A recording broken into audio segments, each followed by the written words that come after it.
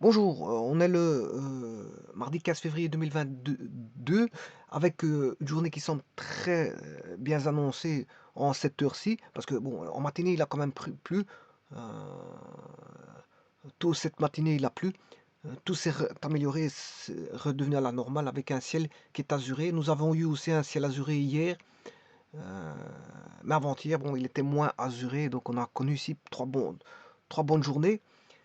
3 bonnes journées, je veux dire, heu, où les personnes auraient pu profiter, de ces journées-là parce que je veux dire, bon, elles sont très agréables pour un hiver. Je rappelle que, l'équivalence, d'un été, correspondant à une journée comme celle-ci correspondrait, à, si vous voulez, à une canicule, hein. C'est une bon, si vous voulez transposer ça à un été, à une journée d'été, ça correspond à une canicule. Parce qu'ici, bon, on est en plein hiver, on a un ciel azuré avec une très bonne météo, très bonne température. Donc autant dire que ça correspondrait à un jour d'été caniculaire. Alors cette année-ci, je vous rappelle qu'on n'a pas connu un hiver flamboyant. Bien au contraire, nous avons connu que des températures haussières, mais au-dessus de zéro, avec très peu de bon. On n'a pas connu grand-chose comme voilà, température négative, hein. Donc encore une fois, on a eu cette année-ci un hiver raté. Et il me semble que les hivers deviennent de plus en plus ratés parce que bon, je veux dire, on connaît de plus en plus des températures haussières en hiver. On ne reconnaît plus l'hiver, hein. L'hiver ne fait plus voilà, son travail. On ne reconnaît plus une saison. On finira par appeler l'hiver l'automne parce que bon, je veux dire, l'hiver, on ne la reconnaît plus. Voilà, on est en plein 15 février, on se retrouve avec une température comme si on était, je veux dire, en plein printemps. Bon, ici je vous présente un énoncé, montrer que le polynôme est divisible par x moins 1 au carré. Alors quel est le polynôme? C'est p de x bien sûr. Et p de x, il faut montrer que le polynôme est divisible par x moins 1 au carré et bien sûr donner le quotient. Donc il faudra faire la division euh, de ce polynôme par x moins 1 au carré. Alors ce polynôme a une structure suivante. Elle est composée de trois termes qui est x exposant n moins n plus 1 fois x plus n. euh, et ça, c'est vrai quel que soit n, avec n appartenant au naturel, sauf bien sûr 0. Alors vous allez voir pourquoi tout ça. Tout d'abord, l'étude ici va se baser sur la structure du polynôme. La structure du polynôme, c'est un polynôme un peu particulier, un peu spécifique. C'est pour ça que bon, c'est une structure un peu spéciale. Alors, quelle est sa structure spéciale? Alors, si je prends n égale 0, si je prends n égale 0, ben, vous aurez x exposant 1 moins 0 plus 1, ce qui fait 1, ce qui fait 1, voilà, plus 0. Et là, vous voyez que ce polynôme-là, qui est x moins 1, n'est pas divisible par x moins 1 au carré. Il est peut-être divisible par x moins 1, c'est tout. Il est divisible une fois par x moins 1, pas plus. Donc ce qui veut dire que la propriété ne sera pas vraie pour n égale 0. Donc j'extrais. Maintenant, si j'essaie avec n égale 1, ben, ça fera x carré moins 2x plus 1. Si j'essaie avec n égale 2, ça fera x cube moins 3x plus 2. Si j'essaie avec n égale 3, on aura x4 moins 4x plus 3. Si j'essaie avec n égale 4, alors vous voyez que n est bien un naturel. Alors je ne peux pas prendre n égale 0 parce qu'il n'y a qu'une seule division par x moins 1, pas plus. Alors ça c'est une chose. La seconde chose, c'est qu'on a un polynôme à trois termes, toujours. On a toujours un terme indépendant, toujours. Voilà, et ce terme indépendant et le degré, justement, le terme indépendant vaut le degré moins 1. Le degré moins 1. Donc ici, vous avez le degré qui vaut 2, et là, vous aurez le degré moins 1, ça fait 1. Là, vous avez le degré qui fait 3, là, vous aurez le degré moins 1, là, vous aurez 2, et ainsi de suite. Bon, autant dire que c'est une structure un peu particulière de, de polynômes. Tout est relié, je veux dire, dans les valeurs. C'est relié dans les valeurs. Entre l'exposant et le terme indépendant, vous voyez, il y a une liaison. Bon, donc, et ça, ce sont des polynômes à trois termes. Trois termes. Alors, ces polynômes, bien sûr, sont tous incomplets, sauf le premier. Le tout premier, il est complet. X carré est le terme indépendant premier complet. Et tous les restants sont incomplets. Voilà, tous les restants, il n'y a qu'un seul polynôme qui est complet, c'est le premier, n égale 1, et tous les restants sont incomplets. Ils sont tous ordonnés, et je veux dire, ils contiennent tous un terme indépendant différent de 0. Voilà. Et alors bon, le coefficient, il y aura toujours un coefficient en x. Hein, il y aura toujours un terme indépendant et un coefficient en x. Et ce coefficient en x vaut, si vous voulez, le degré. Le degré sa valeur vaut le degré du polynôme. Voilà. L'opposé du degré du polynôme. Moins 2, moins 3, moins 4, moins 5, etc. Ou si vous voulez comparer avec le terme indépendant, c'est le terme indépendant plus 1. Bien sûr avec un moins devant. Voilà. Alors, maintenant que vous avez vu ça, qu'il y a 3 termes, et de comment est composé ces polynômes, eh bien ici tout d'abord on a un polynôme qui est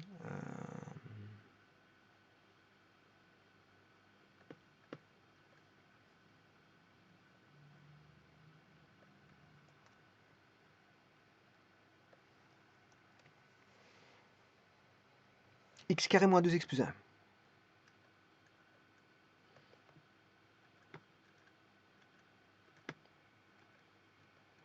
Bon, tout d'abord, si je prends x moins 1, je vous ai dit que ça ne marchait pas pour x moins 1. Pourquoi? Parce qu'il n'y a qu'une seule racine. Hein.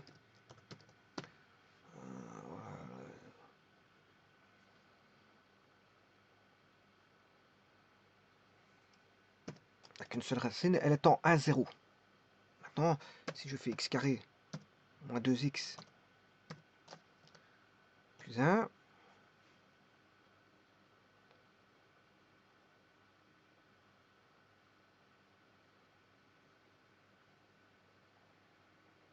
il y a une racine double.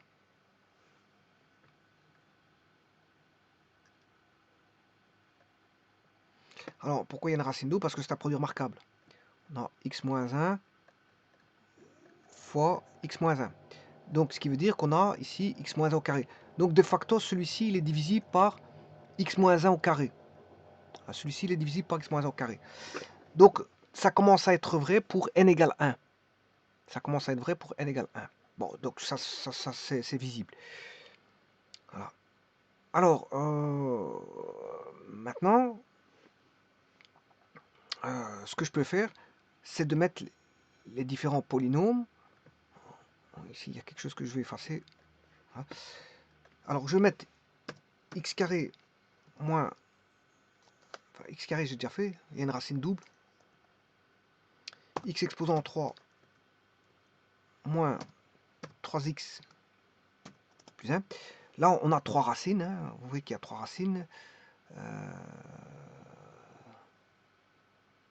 Oui, c'est pas plus 1. Normalement, il ne peut pas en avoir 3. Parce qu'il doit chaque fois avoir une racine double. Voilà. 1 est une racine double. Hein. C'est ce que ça veut dire. Bon, l'énoncé qui préconise bon, que 1 est racine, mais c'est une racine double. Les racines de multiplicité 2. Vous aurez compris ça. Hein. Donc on va retrouver chaque fois, si on a 3 racines, il y en a une qui est représentée 2 fois, qui représente une racine de multiplicité 2. C'est 1. Donc il ne restera plus qu'une deuxième racine. Puisque la racine 1 intervient 2 fois. Et ici, dans ce cas-ci, on a la racine moins 2 qui intervient. Donc on aura, si vous voulez, la division, de x cube moins 3x, x cube moins 3x plus 2 divisé par x moins 1 au carré va donner x plus 2 en reste.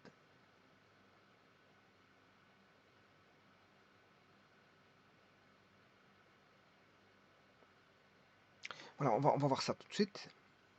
Donc h divisé par x moins 1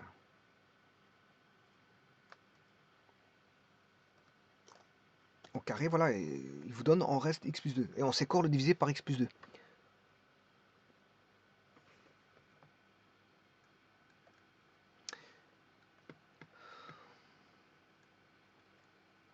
Maintenant, je vais faire la même chose. Je vais dupliquer ici et mettre x4. x4 moins x4 moins 4x plus 3. Voilà. Bon, je vais rechercher. Je ne sais pas comment on fait la fonction.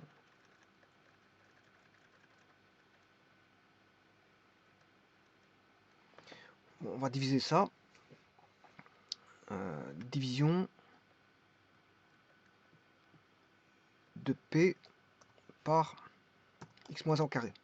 Voilà, il va rester voilà, une racine, il va rester x carré plus 2x plus 3, et là, le reste vaut 0. Alors, x carré plus 2x plus 3, à mon avis, il est indécomposable dans R. Voilà, donc c'est pour ça qu'il n'y a qu'une racine double, à mon avis. X carré plus 2x plus 3. Je peux calculer le delta, hein, c'est pas un problème. X carré plus 2x plus 3. X carré plus 2x plus 3.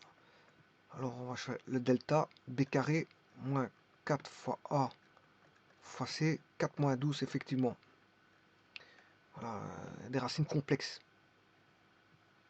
Il y a des racines complexes, conjuguées d'office, puisqu'il y a un racine carrée avec un conjugué plus ou moins racine carrée. Donc là, il y a c'est un 4e degré avec une racine double qui est x égale 1, deux fois, multiplicité 2, racine de multiplicité 2. Et en plus de ça, il y a deux racines complexes. Voilà. Alors maintenant, si je prends, ça c'est pour x4, je vais faire x5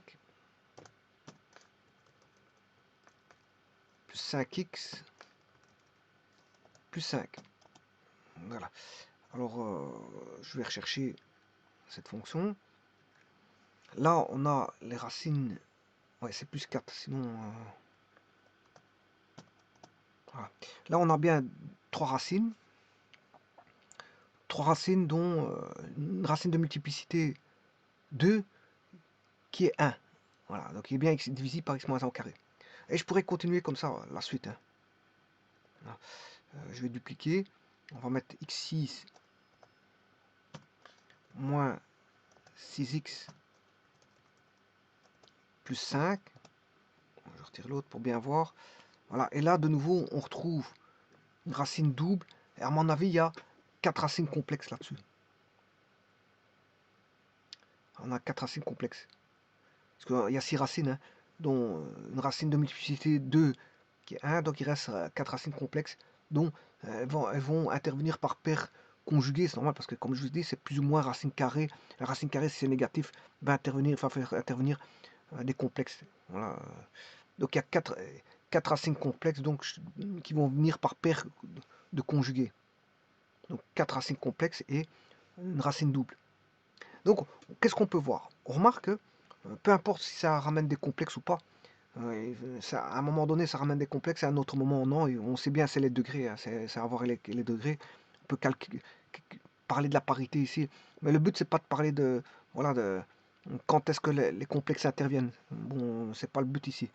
Ici c'est de montrer que c'est divisible par x moins 1 au carré. Alors pourquoi cette, telle structure fait en sorte que on a une division par x moins 1 au carré. Pourquoi? Alors, pour plusieurs raisons. Alors, je vais en invoquer deux, et puis après je verrai une troisième méthode. Alors, je vais invoquer deux méthodes pour entrevoir déjà pourquoi ceci c'est divisible par x moins 1. Bien, c'est tout simplement, regardez bien ici, là je peux mettre en évidence, ça fait x moins 2 plus 1. Celui-ci, je peux mettre en évidence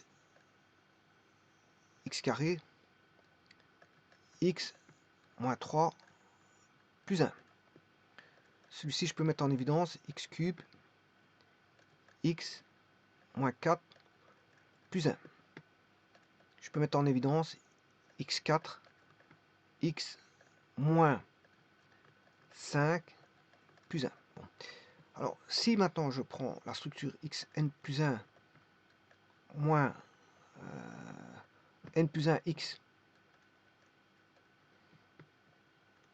n plus 1 x plus n, je peux mettre en évidence x n, on aura x moins n plus 1. Ouais, ici je me suis trompé, c'est plus 2, plus 3, plus 4. Alors, je sais pas pourquoi j'ai mis plus 1. Ouais, il faut que je complète par 1, 2, 3, 4. Donc ici je complète compléter par n. Alors, regardez bien. Si je remplace par 1, 1 moins 2, c'est moins 1. Celui-ci, il vaudra 1. Alors, 1 moins 2, ça fait moins 1. 1 fois moins 1, ça fait moins 1. Et on aura moins 1 plus 1, ça fait 0. Bon, si je fais ça avec moins 1, et là on retrouve bien 0. Alors, un polynôme est divisible, alors je vous rappelle, quand dit-on qu'un polynôme est divisible? Alors, le reste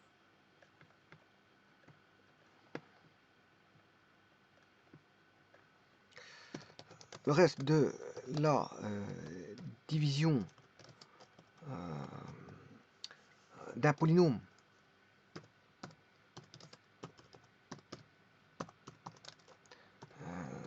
par x moins a est p de a. C'est le reste de la division d'un polynôme, c'est p de a. Le reste de la division d'un polynôme par x moins a, c'est p de a. Ça, c'est la première chose à savoir. La seconde chose, la seconde règle, c'est que la condition, c'est une condition, attention, qui est nécessaire. C'est nécessaire, bon, pour que ce soit le cas, c'est nécessaire qu'un polynôme, il est nécessaire qu'un polynôme soit divisible par x moins a. Enfin, c'est une condition nécessaire et suffisante, c'est ça que je veux dire. C'est une condition nécessaire et suffisante. La condition nécessaire et suffisante pour qu'un polynôme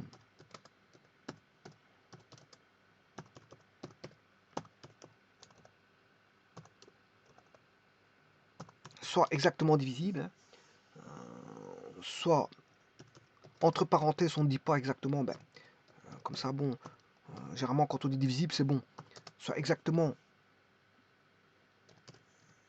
divisible et que justement son reste soit nul. Alors P de A c'est le reste, hein. Il faut que le reste soit nul.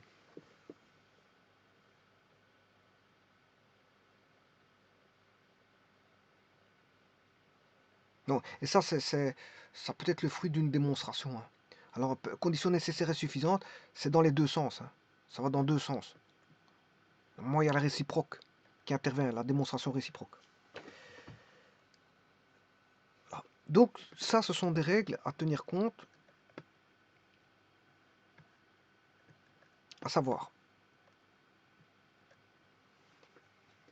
Maintenant, ici, on a P de A, P de 1 vaut 0. Si je fais P de 1, P de 1, je remplace par 1. 1 moins 2 plus 1, ça fait 0. 1 moins 3 plus 2, ça fait 0. Parce que 1 au carré, ça fait 1. Moins 2 fois 1, ce qui fait moins 2. 1 moins 2, 1 moins 2, ça fait moins 1 plus 1, ça fait 0. Alors, remarquez que pour moins 1, ça ne marche pas, hein. Ici, moins 1 au carré, ça fait 1. 1 moins 2, moins 1, enfin, ça fera moins 2 fois moins 1, ça fait plus 2. 1 plus 2, 3, plus 1, ça ne donne pas 0. Donc, ça marche pour 1. Et ça va marcher pour 1 deux fois. Alors, si je fais P de 1, ici, c'est pareil. Alors, je peux le faire sur le x cube. 1 au cube moins 3 fois 1 plus 2, ça fait 0. Ou alors, je peux le mettre ici. 1 au carré, 1. Alors, vous aurez remarqué, ça fera toujours 1. 1 exposant x. Et si je mets x, 1 dans x, ça fera 1. Si je mets x carré, 1 dans x carré, ça fera 1. 1 dans x cube, ça fera 1. 1 dans x4, ça fera 1. Donc, ce qui veut dire que on aura toujours, si je remplace par 1, on aura toujours 1.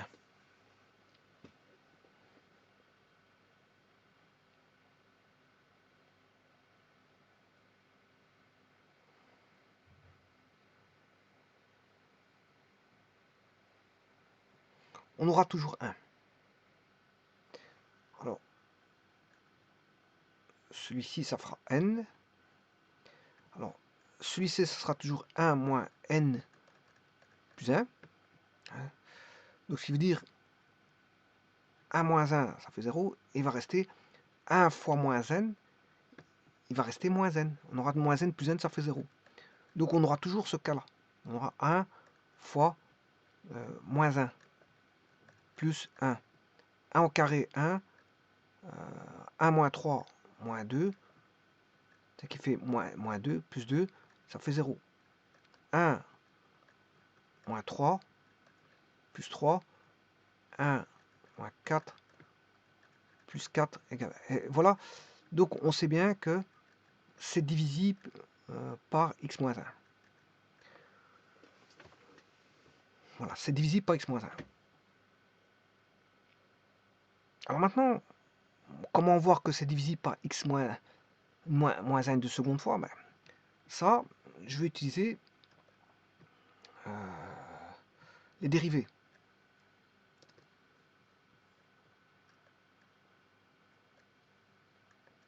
La multiplicité. Alors, si je dérive ceci, on sait bien que c'est divisible par x moins 1, je viens de vous le prouver. Voilà. Maintenant, si je dérive, ça fait 2x moins 2. Là, on va se retrouver avec la dérivée qui vaut 3x carré moins 3. Si je dérive celui-ci, ça fait 4x cube moins 4. Ensuite, on va se retrouver avec 5x4 moins 5. Et de nouveau, si je remplace par 1, P' de 1, hein, P' de 1, P' c'est la dérivée hein, du polynôme, P' de 1, P' de 1, on va se retrouver avec 1 fois 2, 2, 2 moins 2, 0, 1 au carré, 3, 3 moins 3, 0, 4, 1 au cube, 1, 4, 1 fois 4, 4, 4 moins 4, 0, et enfin, là, 0. Ce sera toujours 0. Alors pourquoi ça donnera 0? Parce que si je dérive x n plus 1 moins n plus 1 fois x plus n, si je dérive ceci, ça va donner x n plus 1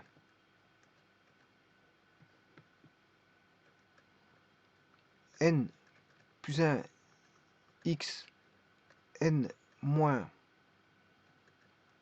n plus 1. Si je remplace par 1 dans x exposant n, là ça fera 1. On aura n plus 1 moins n plus 1, ce qui fait 0. Voilà, donc là je viens de prouver qu'il est racine de multiplicité 2.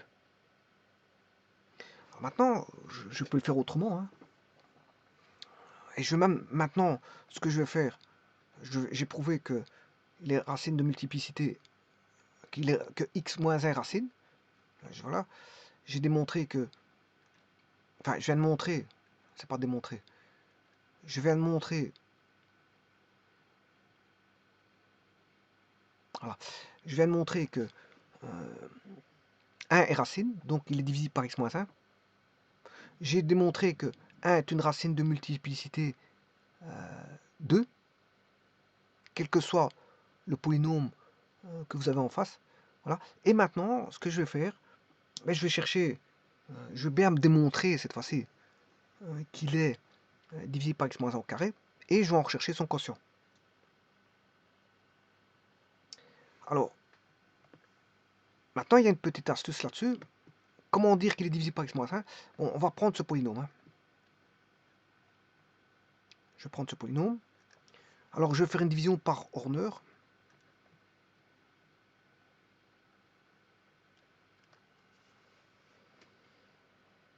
Alors, ce polynôme,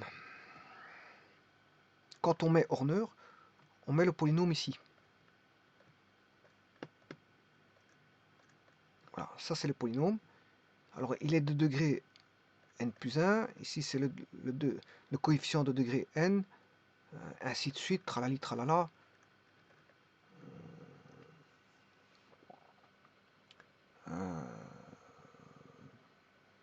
Et puis, il y a le terme en x, c'est le degré 1, et le terme indépendant. C'est comme ça que ça se passe avec voilà, Horner. Il suffit juste de positionner le polynôme, il faut mettre le polynôme complet. Et là, vous mettez pour, bon, voilà, pour n plus 1, le degré n plus 1, le coefficient, il vaut 1. Et tous les autres coefficients valent 0. Ils vaut tous 0. 3 petits points. Voilà. Et alors, au degré 1, ça c'est le degré. Hein. Voilà, c'est le degré.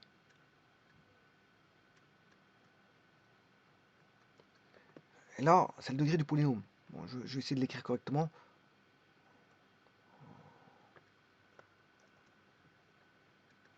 Donc là, je vais mettre le degré du polynôme. Et là, ce sont les coefficients. Voilà. Donc on va se retrouver ici avec le terme indépendant qui vaut n. Voilà. Je divise par x moins 1. Voilà. Je mets 1. Et là, j'applique tout simplement la pratique par Horner. Donc je descends le 1. Une fois 0, 1. 1. Une fois 1, 1. 1. Et ainsi de suite, on aura une série de 1. Alors le coefficient en x ici, j'ai oublié de le mettre. Rappelez-vous, il valait le degré n-1, il vaut moins n plus 1. Voilà, moins n plus 1. Et donc là, on aura 1. Alors, moins n plus 1, bien sûr, là, on aura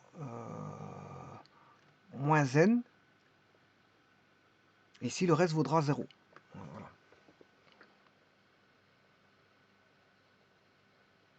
Alors, je vous rappelle, si je descends ici, donc on aura 0, 1, 1, une fois 1, 1, 0, 1, 1, une fois 1, 1.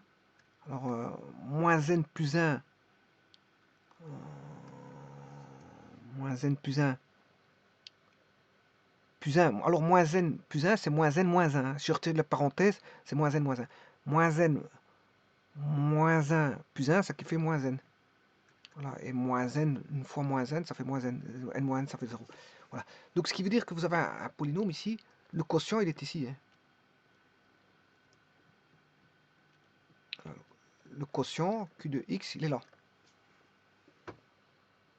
Donc, ce qui veut dire que le quotient, ceci,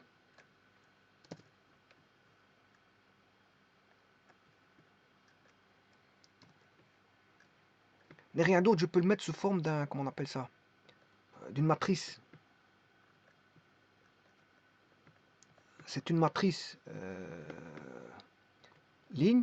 Alors, tout dépend comment on voit la matrice, mais ici, je vais l'interpréter comme ceci. C'est moi qui interprète la matrice. Hein. Voilà, je vais l'interpréter. Le plus haut degré, il est là. Hein. Voilà, le plus haut degré et le plus bas degré, il est là. Voilà, ça, c'est le plus haut degré. Et ça, c'est le plus bas degré. Voilà. Alors, le degré, il vaut combien, justement? Ben, justement, on a un polynôme de degré n plus 1. N plus 1. On le divise par un degré. On a divisé par x moins 1. Hein. Voilà, on a divisé par x moins 1, qui est un degré 1. Ben, on se retrouve avec un degré n plus 1 moins 1, ce qui fait un degré n. On a un degré n ici. Donc ce polynôme-là que vous voyez ici, q de x, c'est x exposant n plus x exposant n moins 1 plus x exposant n moins 2 plus 3 petits points plus x exposant l'avant-dernier c'est 1 et le terme indépendant il vaut moins n. Donc je pourrais écrire x2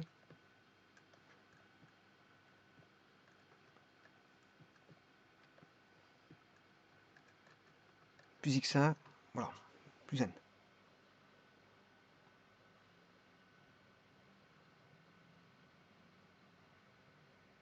Alors combien de termes qu'il y a? Bien sûr, il y a de 1, il y a n plus 1 terme. Hein. Pourquoi n plus 1? Parce que là, il y a de là, il y a n termes, et là, il y a un terme. Donc là, il y a n termes, et là, il y a un terme.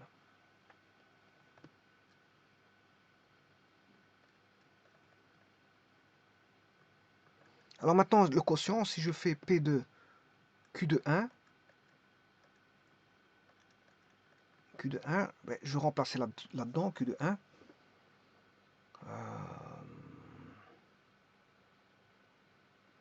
Donc ici, je pourrais écrire ça comme ça. Je peux écrire que c'est une somme de 1 fois x, exposant n. N valant, enfin c'est i.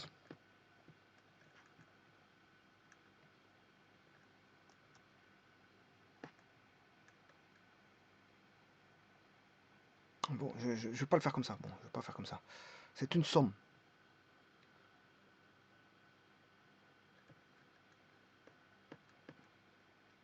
Je vais mettre i égale 1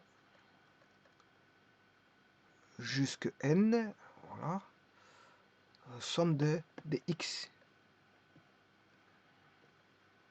I. Voilà.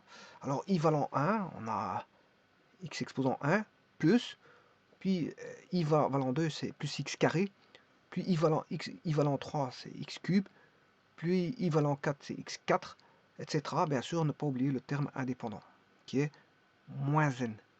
Alors si je fais q de 1, je vais faire q de 1, ça c'est q de x. Hein.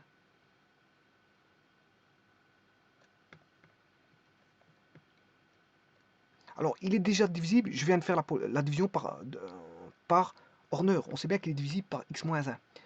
Voilà, il est divisible par x-1. Vous le voyez ici, j'ai divisé par Horner. Il est divisible, le polynôme là, cette structure de polynomial est toujours divisible par x-1. Maintenant, je vais montrer qu'il est divisible par, que q de x est aussi divisible par x-1. Donc p de x est divisible par x-1.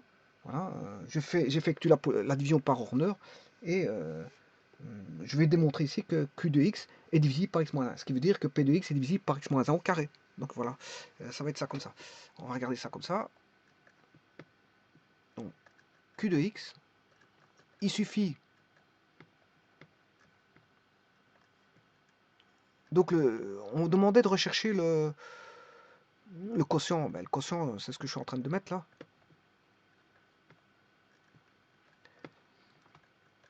Q de x a la structure suivante, somme de i égale à 1 jusqu'à n, de x exposant i moins n. Or, ceci, si je fais q de 1,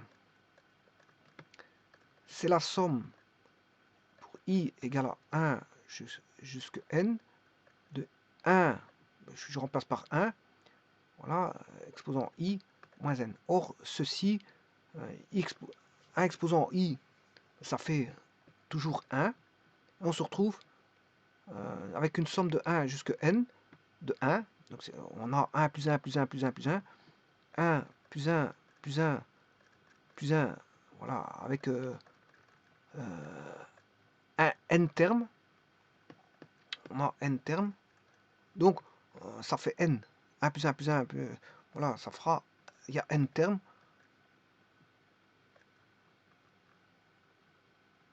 Voilà, et comme il y a n termes, 1 plus 1 plus 1 plus 1 plus 1 plus 1 plus 1 n fois, mais ça fait, avec n termes, je m'excuse, avec n termes, ça fait n.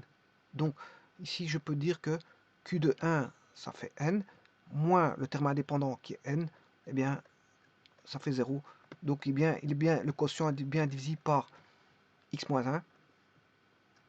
Donc je peux dire que P de x qui a la structure xn moins n plus 1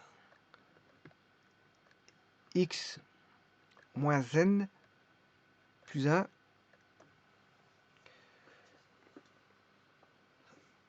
si c'est plus n est divisible par x moins 1. Maintenant, si je fais la division par x moins 1, je retrouve un q de x qui est égal à la somme pour i égale à 1 jusqu'à n de x i moins n. Celui-ci est aussi divisible et le quotient est divisible par x moins 1. Donc on peut dire que P de x est divisible par x moins 1 au carré. Donc 1 est une racine de multiplicité 2. Est une racine de multiplicité 2.